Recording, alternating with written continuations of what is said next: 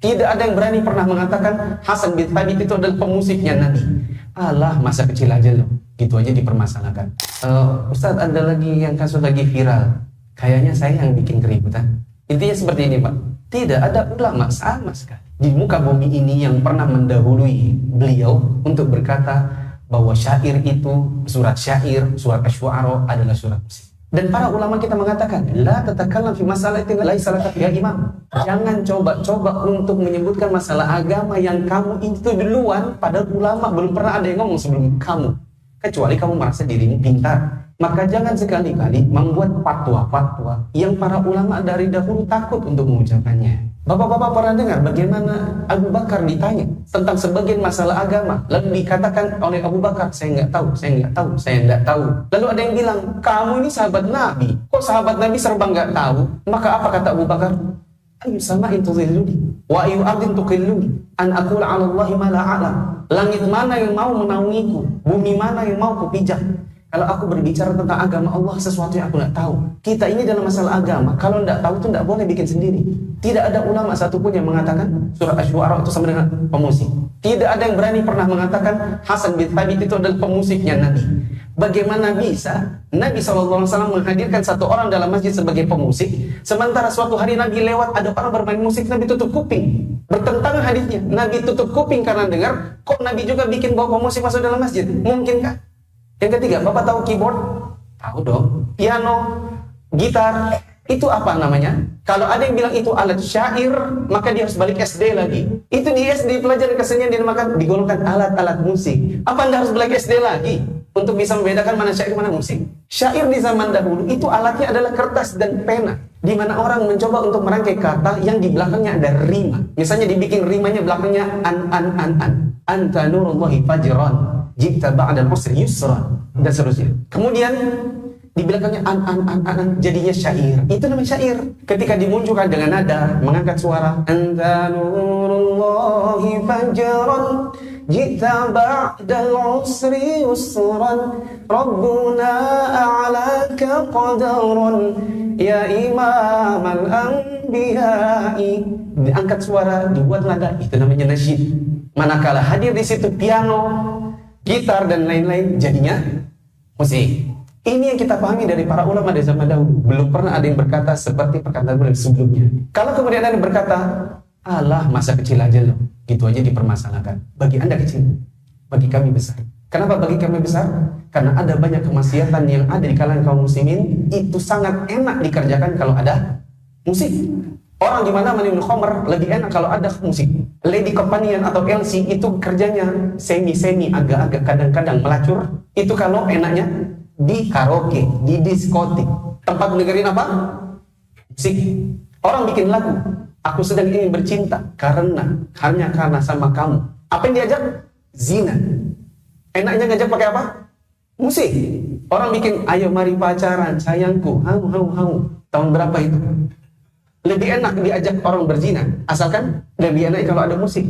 Mama, jangan mama sama beta. Dia kan cuma cium beta. Apa yang dilakukan? Jalan menuju perzinahan. Akan semakin enak kalau ada genjrengan gitarnya. Berapa banyak kemungkaran di kalangan kaum muslimin itu dilakukan yang lebih enak kalau ada musiknya. Mana ada murattal dijadikan di Ibnul Tista. Pas baca, murattal, udah ada. Kemudian jamaah yang dirahmati Allah, bagi kami besar. Karena penyebab gempa bumi, tadi mana ada yang kena gempa bumi? Tadi mana ada yang goyang rumahnya? Di sini, saya udah keluar dari hotel sama istri saya setengah 12 malam turun ke bawah, goyang. Di antara penyebab gempa bumi apa? Alat musik. Kata Nabi SAW, saya tipikum ummati khasfun wasfun wa qalfun. Akan ada di kalangan umatku ini, wajahnya diubah. Orang masuk ditelan di dalam bumi, gempa bumi, tanah longsor. Ditanya oleh sebagian sahabat Nabi, wa mata dzakir Rasulullah. Itu kapan terjadi Rasulullah? Maka Nabi SAW mengatakan, idza syuribatul khamr, bila orang ramai minum khamr, dan ma'azif, orang banyak memainkan alat musik. Banyaknya orang bermain alat musik, semakin banyak lagi ketika banyak ustadz yang dengan getol menghalalkannya. Semakin banyak yang kemudian mendukung, semakin banyak yang melakukan. Katanya uang ustadz itu saja membolehkan. Kalau kita katakan, Nabi SAW berkata, saya tiqaumun fi ummati yasanul hira wal harira wal khamra wal ma'azif. Akan datang sekelompok orang di kalangan umatku ini menghalalkan zina, sutra bagi laki-laki, khamr dan alat musik. Nabi bilang ada yang menghalalkan, padahal itu haram, lalu Anda menghalalkannya, maka Anda ada buktinya bahwa Nabi benar. Nabi kan bilang, akan datang umat, Anda ternyata buktinya. Bagaimana tidak? Nabi kan berkata dengan wahyu, dan Anda ternyata adalah bukti kebenaran wahyu Allah turunkan kepada Anda. Makanya saya pribadi, mungkin Bapak juga ikuti yang ribut-ribut itu, ya saya lah yang bikin keributan. Karena bagi saya itu permasalahan besar. Kita mau ngajak kaum muslimin di jalan dakwah ini untuk mengajak ke mereka ngaji, membaca Al-Quran, supaya tidak melakukan perzinahan, supaya berhenti dari hal-hal yang sifatnya maksiat. Ternyata datang ustaz-ustaz yang justru ngajak orang untuk keluar, malah membenarkan yang salah, maka wajib bagi kita untuk mengingkarinya. Kalau seandainya tidak mengingkarinya, kapan umat paham kalau itu tidak boleh? Kalau ada yang berkata, tapi kan nggak bisa Kak Ustaz, 4 mata. Sudah pernah kami mau 4 mata, saya sudah datang ke sini. Kena ya. Bukan marah, pas kena tangan. Saya sudah datang ke sini. Waktu itu, 2017. Saya sudah datang ke Bekasi, mau cari orangnya. Oh, gak jadi. Sudah. Bukan kita ini tidak mau. Saya sudah datang. Dan saya sudah mencoba. Tapi ternyata tidak bisa. Kalau gitu lewat tulisan. Gak bisa juga, ya sudah, begini.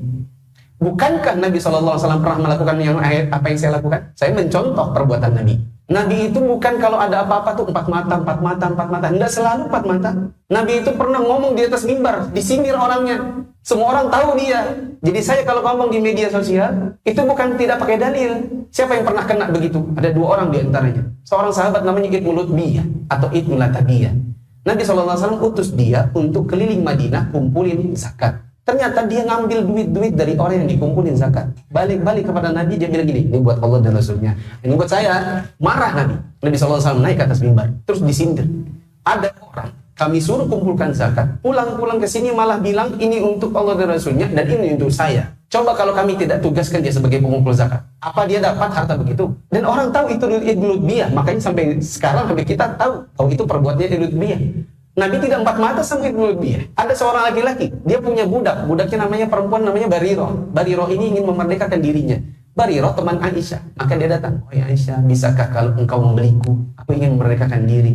Maka akhirnya Aisyah mengatakan kepada Nabi, ya Rasulullah, kita merdekakan Bariroh. Ya Rasulullah, katanya si tuanya Bariroh, oke, boleh Aisyah beli. Tapi walaknya, walak itu nanti kalau Barirohnya wafat, warisannya buat dia. Itu walaknya. Tapi walaknya maunya buat si tuannya. Marah Nabi. Nabi naik ke atas mimbar, Nabi sindir. Nabi bilang, ada orang mau merdekakan budaknya, terus dia bilang, tapi walaknya buatnya. Tidak bisa. Walak itu buat yang memerdekakannya. Bariroh ini walaknya buat Aisyah, bukan buat tuannya. Semua orang tahu siapa tuannya Bariroh. Artinya jangan selalu apa 4 mata. Itu kan nanti memecah. Tidak selalu. Kita kalau seandainya sudah mempublikasikan seperti ini saya sudah dipublikasikan lewat ini. Nanti kalau misalnya ada yang mengkritik, Ustaz Mufli salah nomor 7, salah nomor 8, antum keliru. Ada yang membantah, saya harus siap. Kalau saya tidak siap, harusnya nggak usah ngajar. Kalaupun mau ngajar, harusnya jangan pakai kamera. Kalau tidak siap dikritik orang, kan Anda sudah siap mau dikritik sana sini, makanya Anda publikasikan gitu.